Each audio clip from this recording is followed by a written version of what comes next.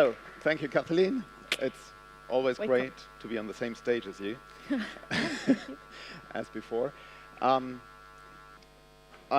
very glad to be here, especially because I had to walk through all these picture exhibition, photokina, vision, video things, and I feel a bit weird to be the sound guy here. So I will try to make a point for the sound side of business, and maybe I'll start with how I got here. I just arrived an hour ago in Cologne, and I came by train. And I was sitting in the train, and I was thinking, wouldn't it be great now to spend these 4 hours watching a concert online with virtual reality and sit there and experience this concert? And I was trying to imagine how it would be. Perfect situation, also in an aeroplane it would be perfect. And we're going to talk about that, how maybe in the future that could be one of the many wonderful applications. But also being the sound guy here, I also feel like when I was in school, I was always the weird classical music guy. I was always the one, you know, who was listening to this strange music. And so you probably also think, what will the Berlin Philharmonic, what can they tell us about, you know, latest technology? And that's why I will try, if that works. Which one do I have to push? Okay. I will tell you something about our orchestra, the Berliner Philharmonic, because it's quite a special orchestra. It started in 1882, and this quote you read up there is from the Financial Times. We're very proud of that. It's the orchestra which recorded the first complete symphony 103 years ago, the first stereo LP with Karajan, the first classical music audio CD with a big cooperation between Herbert von Karajan and Sony and Philips. This orchestra started regular TV concerts as the so-called Europe concerts. We founded the Digital Concert Hall. I will talk a bit more about that later. And we then started cinema broadcasts, and our first orchestral 3D video recording that was also done with the Heinrich Hertz Institute. We're very proud of that. And our first panoramic video recording. And then we did a 4K recording also as the first orchestra. And in 2014, the Omni Cam, this wonderful camera, you will see that later also in some of our pictures. And this year in February, we did our first live stream of a complete concert from the Philharmonie in Berlin worldwide to a limited circle of users, but we managed to stream that without any problems in 15 megabits, no problems. Mostly the computers couldn't handle it, but we could. So just to give you some impressions what it looks like in Berlin in the Philharmonie, you see the upper picture is, of course, obviously a 360-degree screenshot. You see the Omni Cam down there, which is a camera. I don't know, Kathleen, you did talk about it before? Yeah, okay. So I won't go into that. You see a screenshot from a part of our website where we announced this live streaming, so people could choose whether they wanted to join in, and you see 2 horn players of the orchestra then making a little selfie in front of the Omni Cam. So the Digital Concert Hall is a still amazing project. It's fantastic, I can tell you. We started it in 2009, streaming in HD, 40 concerts per season over the internet. That was quite revolutionary back then. We built a dedicated HD video studio in the Philharmonie in Berlin with remotely controlled cameras, which are all operated by one camera operator. And we stream all over the world, and we have about 27,000 paying customers and 500,000 registered users, 1 million Facebook fans, 80 million YouTube views, and lots of content. So it's for the classical music world, it's a very serious project, nothing compared to Beyoncé or Radiohead or whatever, but still, it is just something. I mean, the Berliner Philharmonic, just to tell you if you don't happen to know that, is regarded as one of the best orchestras in the world, and so it is very exciting to work with this orchestra, and they are always searching for the next step. What can we do to reach as many people as possible in the best possible way? And that's why they're very open to investigate how can we do virtual reality, 360 degrees, but also, of course, the sound is the most important thing, because it happens to be the music, which is the key point about the Berliner Philharmonic. So when we thought about does it actually make any sense to record a concert in virtual reality in 360 degrees, we suddenly realized, yeah, actually, if you think about it, it's the most perfect situation you can think of, because first of all, it's fascinating. It's an art form which, where in our case, 100 individual musicians gather on stage to do something together, and everyone does his or her own thing. You won't find any other art form, or even a football game or something. It's nothing where you have this number of highly trained artists and high quality artists performing something at the same moment together on the stage, and to experience that, to be as close as possible to these amazing musicians is of course very exciting.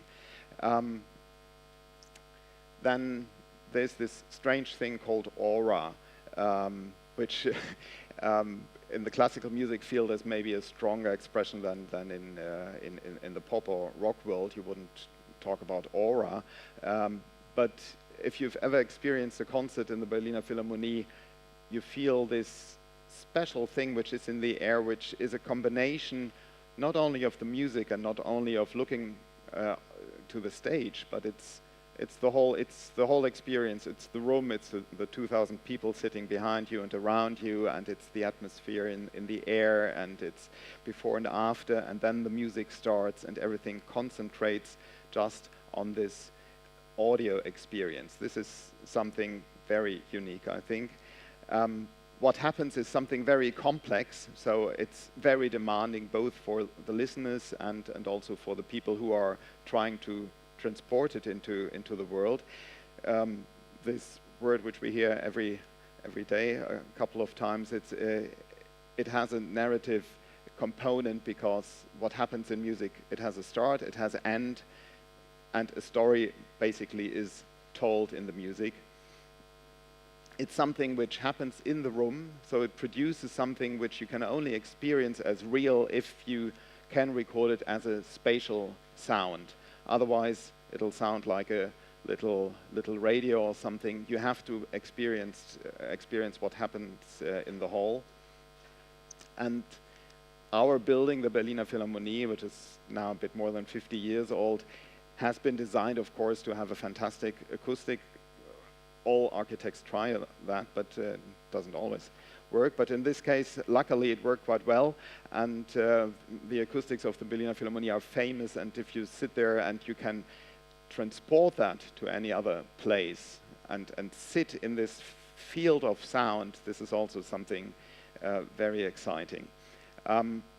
Also, another challenge is the extreme dynamic range, which is one of the reasons why classical music has always been a benchmark for audio, and that remains. If you have something which is nearly at the edge of hearing, up to the loudest things you can imagine, where they bang the tam-tam and the grankassa, the bass drum and everything, and you want to hold your ears, this range to transmit that, and then sit there with your glasses, maybe with your VR glasses, and then make the same impression onto the listener is really a big challenge, because it should feel the same as in the hall. One big advantage, I think, is that the experience in a concert, everything happens in front of you. Yeah. I find one of the big problems, which for storytellers is one of the great possibilities, but usually the problem for me is you like to look around for the first 5 minutes, and then you get lazy, and basically, like in real life, you look in front of you, and that's what you do in a concert. You come into the hall, you look around, you look at the people, and then you want to listen to the music. You won't turn around. So it's something which makes it much easier to work with a kind of lean back VR situation, which, as I said in the beginning, for certain situations where you just want to experience something in a very concentrated way and not be interactive, but really enjoy something, you can just lean back and look forward, and you see the orchestra in front of you, and that's what you want. So I said that is the benchmark, and it still is the benchmark. And to be immersed, I said that already, this is the key for most of the listeners, and we have so many customers all over the world. For them, it's the dream to come to Berlin and be in the Philharmonic. So the next best thing they can do, they get up at 3 in the morning in Japan and watch our live streams. Quite a number of them, I must say. I wouldn't do that. And to have an even better experience, like really feeling I'm there, I'm in this concert hall. I know that many people would pay a lot for that, or give a lot for that. So up until now, VR with audio has always been, okay, we have the visual experience, and we add some audio, and the audio should be okay, and it should also give us cues and all that. But up until now, I haven't heard anything which has a similar approach as, you know, the good old 70s, 80s hi-fi level, where you really think, okay, I'm listening to a absolutely high top class experience, which is so incredible that it's better than anything I experienced with my big hi-fi set before. And that's what we want to go for in the future.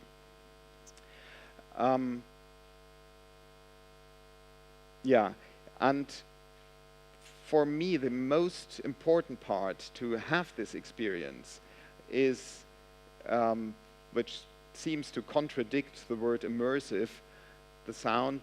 Actually, if you're in the sound field, the sound has to be outside of you.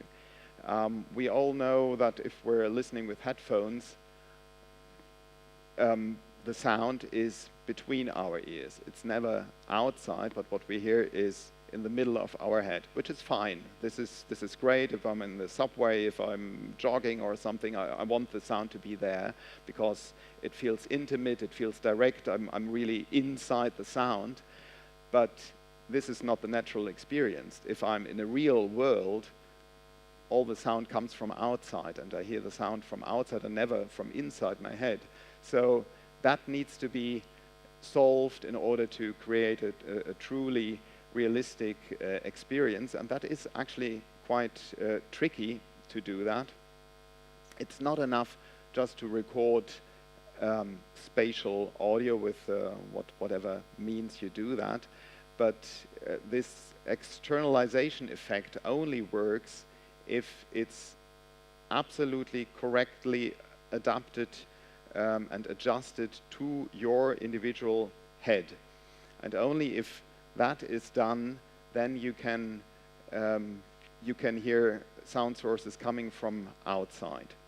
And the reason for that is simply that we all have learned to hear with our ears from the very beginning. When we start hearing, we do it with our ears, we do it with our size of the head, with our body, and our brain has learned to calculate, okay, something comes from the right-hand side, and it arrives here, and a bit later it arrives here, and so the difference in the distance, that's what makes this angle of right for me. And if my head is smaller than of another person, it won't work for me. Yeah, I have a different experience. I have my ear is differently shaped and than another ear, and my eardrums are different and all that.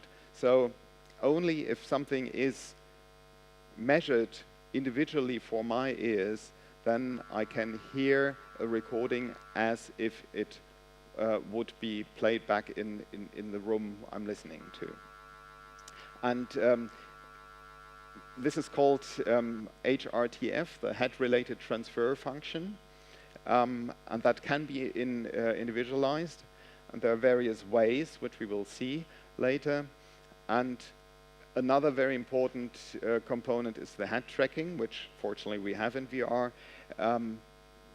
We all constantly do a kind of tracking. We move our heads even if we don't notice, and we are always constantly cueing in the space, where am I? And we're doing that, and by our brain constantly, by comparing, okay, this realizes, okay, I'm here, and if it realizes this sound source stays there, even though I move my head by 1 degree, then it knows it's out there, yeah?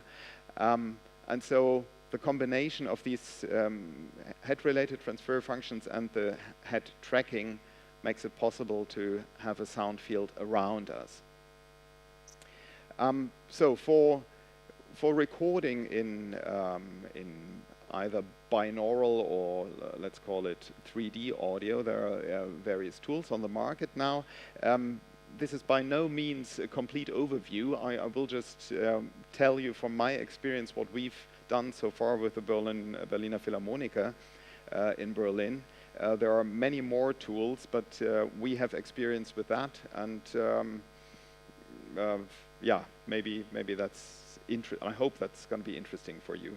Sennheiser has brought a VR microphone on the market, which is called the VR mic, and it's basically a so-called sound field microphone. The sound field is a technology or technique developed back in the 70s, but the patent is free now. That's also a good reason why it's now reused. But the sound field microphone makes it possible to, in theory, record the whole sound field and store it in just 4 channels rather than 256 or something. And by lots of calculations, you can recalculate every single direction which is inside these 4 channels.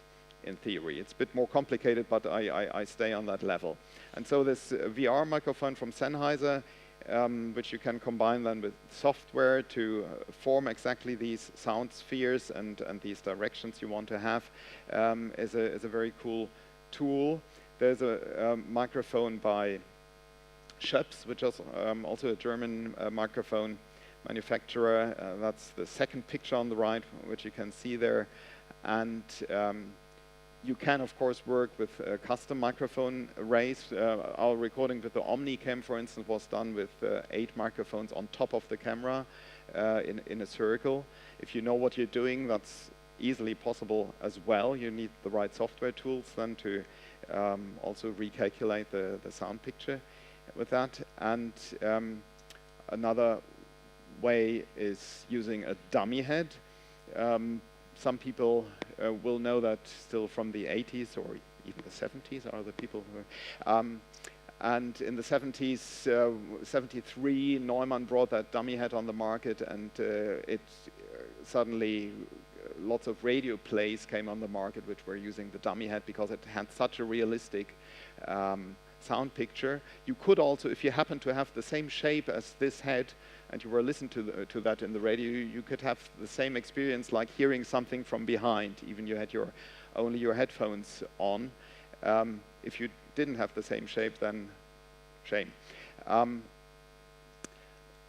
So this dummy head recording is very impressive. It works only, as I said, if you got the same shape, and it also only works if you're wearing headphones.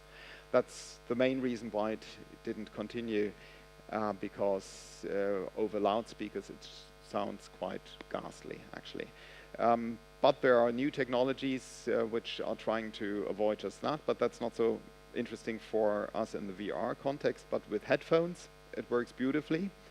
You just need the right tools then to mix in more detailed spot mic sources. Because what we always do in a recording, you get an overall picture. But in a recording, you always want to have a little focus on that, a little focus on that, sound-wise.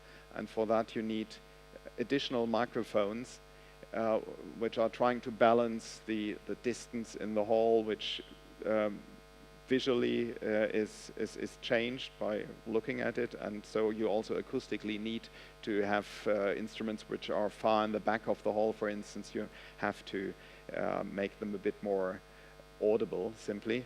And the tools for blending that into this very special either VR sound field or dummy head signal, they are just being developed, and some of them are working quite well and some others not yet, but they will certainly. And you can also work with traditional microphone setups if you know what you do. I will just list here, so that you have heard about it and can write it down, a few of the tools which are on the market. The most recent one is the 3Dception, which used to be Two Big Ears, and it has been bought by Facebook to boost their 360-degree video production. And it's a tool with which you can do exactly that. You can take any kind of basic sound field. It can be really a sound field signal from a sound field microphone, but you can also use other microphone setups which capture the overall sound, and then you blend in other microphones where you can say, okay, this one should be back, left, top, or this one needs to be there. You can, of course, also do movements and move something in the picture, and it then in the end does all the things you need to encode it in a way so that later on with your head tracking the sound also, well, it does not move. That's exactly the point. The sound stays and you move your head and the sound picture stays as it is, like in reality. The other tools do basically the same. Some of them are more focused on creating a completely new sound sphere by just creating a room and placing sound objects into it, and other tools are more for using existing recordings and turn them into a recording which works very well in a virtual reality surrounding. Then there's of course the Singo plug-in from Fraunhofer, which is also a very cool thing, which does basically the same, but in a much easier way. I have not yet worked with it. I will work with it, but I know the previous stage of Singo, which is just a module which you can, like a software plug-in, put into any audio software, and then it will process the audio so that it feels like a 3D audio, also with head tracking and turning around and all these things. This is something I recommend. I hope you can read this. That's a sheet by Anastasia. Oh God, I can't read anymore. Anastasia Devana, I guess so.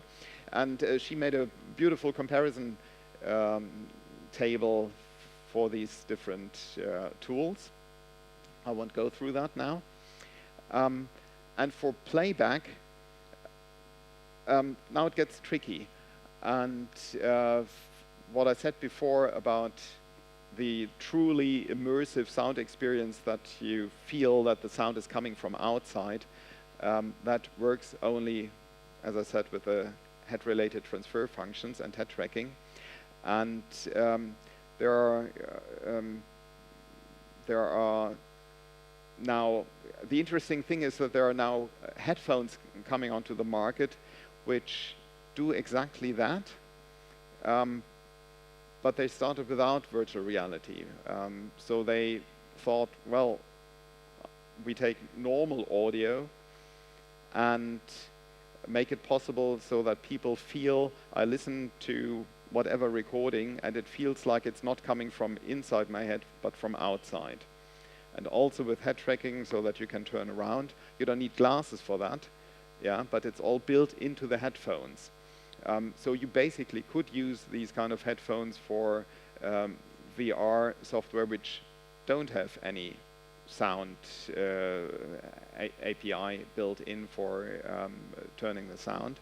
And it's by the company OSIC, I hope you pronounce it like that. And they do exactly what I said before, and they build it all into a pair of headphones, which is quite amazing. So you put on these headphones, and the first time you use them, there are little sensors in there which scan your ears, actually, and take these values then to recalculate the sound in real time when you listen to it. There's also a head tracking device built into the headphone, and when you move your head, of course, you don't need a smartphone for that, but it works just with a headphone. Pretty cool, but it shows that these people have also understood that it's necessary to do that. I haven't had a chance yet to try these things. I've seen many demos and videos, but the basic principle, of course, to really measure then the ear is cool. And I hope in the future there will be even more clever ways that you just use your smartphone, you just do a scan of your head once, and then you get a 3D picture of your head, and that's enough to store your individual profile into the smartphone, and then you always can listen like real life to any recording. There's another tool which I still find personally, that's my very personal opinion, still the coolest device of all so far. It's the Smith Realizer. They're just bringing out with the Kickstarter campaign the next model, which you see here. About 8 years ago, they started with the A8, and now the A16 is coming out, and they're doing everything right. You need a long measuring procedure at the beginning, where you put tiny microphones into your ears, and then you play back test signals from loudspeakers, and they get measured inside your ears. And with these functions and a head tracker on the headphone, you get an absolutely perfect externalization. And it's amazing if you put on these the headphones which run through this box. You listen first to loudspeakers in a let's say perfect control room, yeah, audio control room with perfect speakers, 7.1 speakers, and then you measure that, and then you put on these Smith Realizer processed headphones, and the first thing which always happens is that you think you didn't put on the headphones. You think you're still listening to the loudspeakers, and it still feels like, well, one loudspeaker is there, the other one is there, but actually it's just your headphones you're having on your, oh, it's over there. And that is because they are doing it so precisely with their own measurement routine. And I hope one day we will get to that point. And I will just very briefly say what kind of scenarios in context of our concerts I could imagine. Live concerts, of course, to experience them. You could sit, what you usually never could, you could sit on different seats in a hall and have different angles. You could also use just the glasses and still listen to loudspeakers at home in your flat, which is also an option, of course, which would make it easier with all this, you know, head tracking and all that. VR is also perfect to incorporate much more information for a concert experience with score reading, subtitles and all that for educational purposes. There are many possibilities. And that's it basically. And I will just show you, yeah, that's, I will just tell you what we did so far. We did a recording with the Google Cultural Institute. That's what you see here. I can't play it back because I realized this morning that my WebGL driver for my computer has crashed and I couldn't find a better one so far, so it doesn't play back. Sorry about that. And before that, we saw the wonderful recording we did with the Fraunhofer Institute with the Omni Cam. And those are examples from other orchestras, so you can see that many orchestras are experimenting with that all over the world, and they're really embracing that technology just because it's so perfect. So what we have to do is we have to find new aesthetics for creating a high-end audio concert experience that you really have the feeling this is, wow, this is a concert like I would be there. And we have to find a technical way to externalize the sound in an easy way, and we have to develop mixing technologies. And we are still in the Berliner Philharmonie with the Berliner Philharmoniker. We are still certainly in the process of doing all that, and we hope that in the very near future we can present some results, and then you're welcome to come to the Digital Concert Hall and join us. Thank you. Thank you.